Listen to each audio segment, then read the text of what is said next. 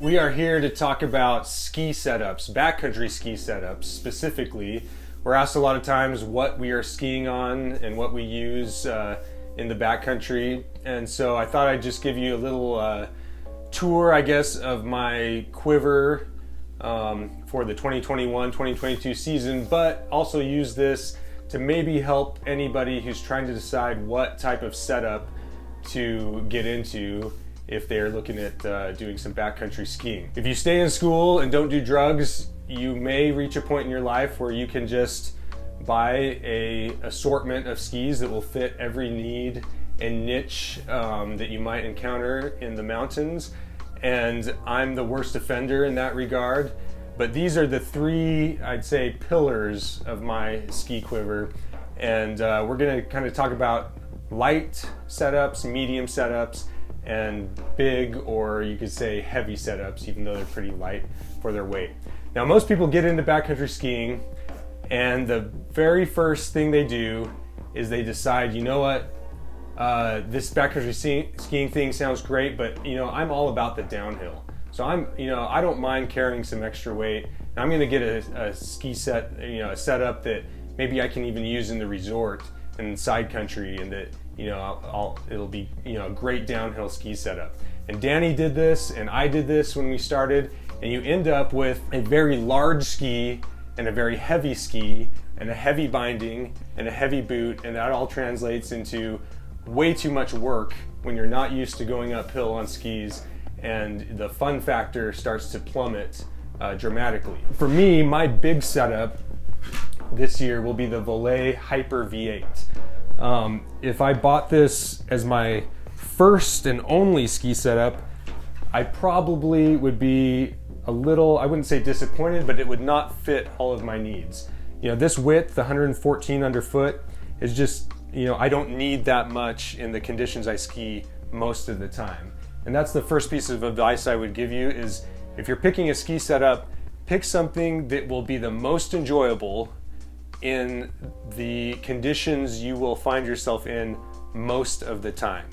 And then you'll find out whether you need to go a little bit wider, heavier, lighter, narrower, or make your adjustments from there.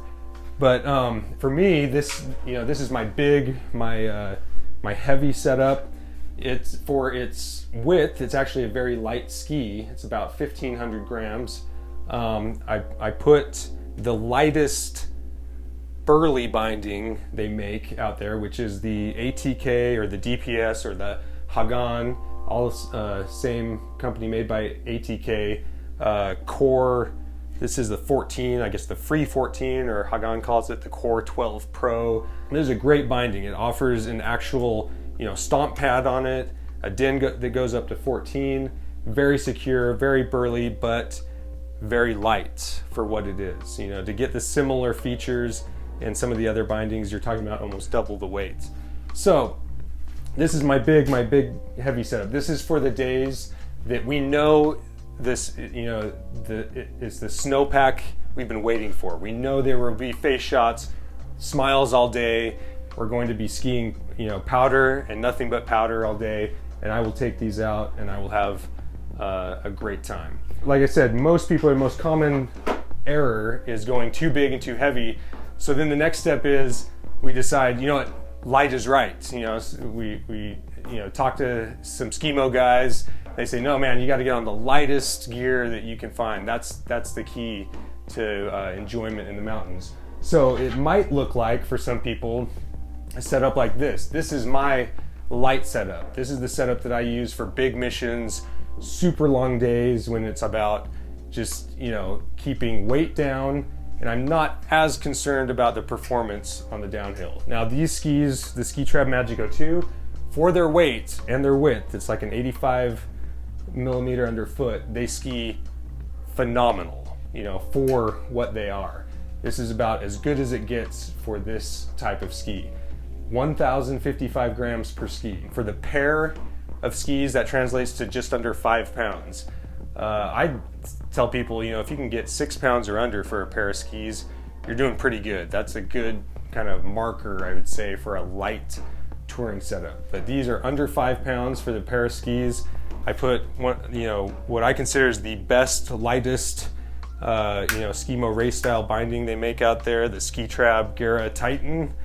And like I said, for me, this is my, specific, I'm doing something that I just need my lightest gear because I'm going far, I'm going high, I'm going long.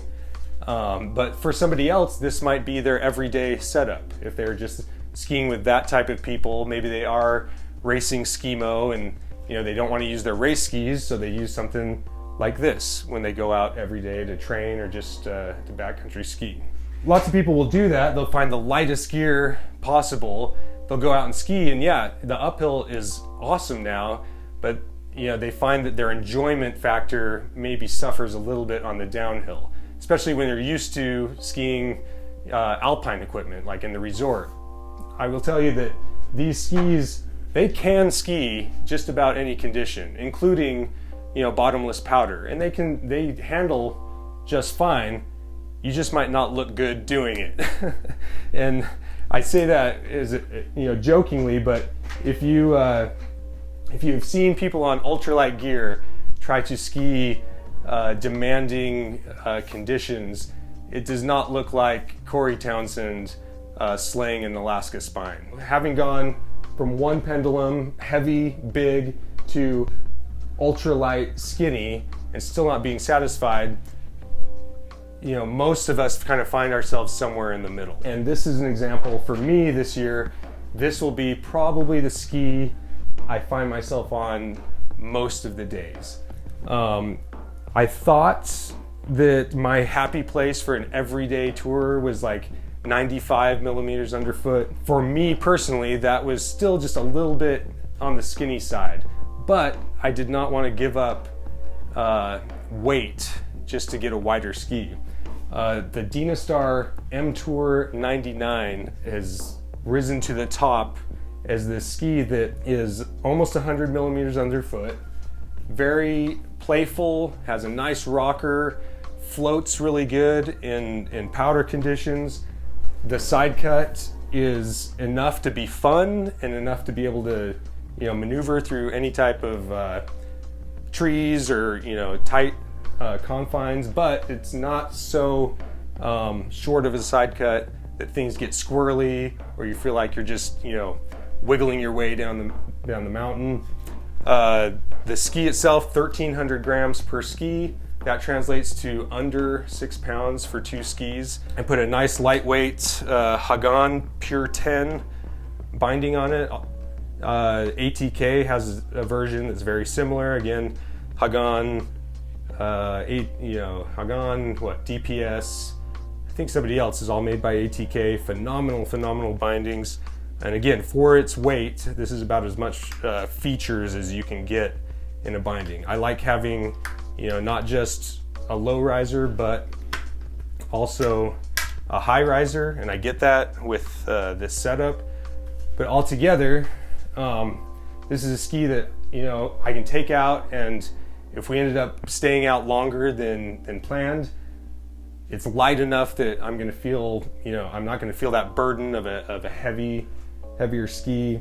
And but no matter what conditions we find, if we do, unexpectedly run into a bowl full of chest deep powder, this will still be a fun ski. It will be enjoyable, that I won't be wishing that I had something else. There you have examples of a light, a medium, and a big or a heavy ski setup, and you can probably start thinking in your mind what type of skier you are, or what type of conditions you find yourself in. I mean, there's people on the East Coast that this would be considered their deep powder ski. Something like this might be a better just everyday, ski because that's the conditions they find themselves in. There's people that ski somewhere that, they're a Hokkaido local. This might be the everyday ski just because you have to have something with a big footprint or else you're just going to disappear into the abyss of powder snow. So of all the things we've talked about on picking a ski setup, I'd almost say the most important would be what are your friends skiing on, and just match what they have, and then you're all going to be on kind of equal ground and level playing field when you're out there. But once you figure that out, the second step is pairing it with a boot that is appropriate.